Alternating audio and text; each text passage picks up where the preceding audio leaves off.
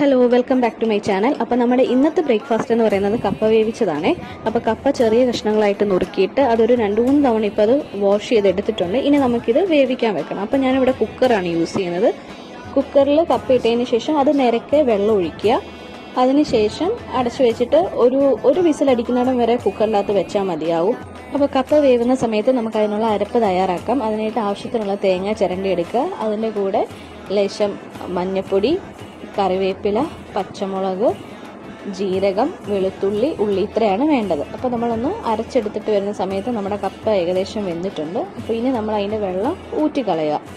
അപ്പോൾ നമ്മൾ ഈ വെള്ളം ഊറ്റിക്കളഞ്ഞതിന് ശേഷം വേണം കപ്പയിൽ ഉപ്പ് ചേർത്ത് കൊടുക്കാൻ, എന്നാലേ കപ്പയിൽ നല്ലോണം പിടിക്കുകയുള്ളൂ. അതിൻ്റെ കൂടെ തന്നെ കുറച്ച് കറിവേപ്പിലയും കൂടെ ചേർത്ത് കൊടുക്കുക.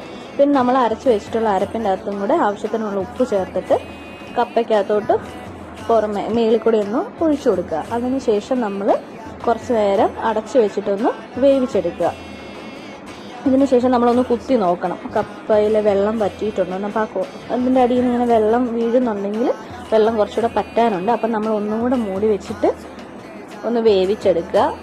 എന്നിട്ട് വെള്ളം പറ്റിയോ നോക്കുക. പറ്റിയെങ്കിൽ കുറച്ച് വെളിച്ചെണ്ണയും കൂടെ പുറമേ ഒഴിച്ചു കൊടുത്തിട്ട് നല്ലോണം ഒന്ന് ഇളക്കി എടുക്കുക. അപ്പം നമ്മുടെ ഇന്നത്തെ കപ്പ വേവിച്ചത് ഇവിടെ റെഡി ആയിട്ടുണ്ട്. ഇനി നമുക്ക് നല്ല അടിപൊളി മീൻകറി ഉണ്ട് തലേ ദിവസത്തെ, അതും കൂടെ കൂട്ടിയിട്ട് കഴിക്കാം.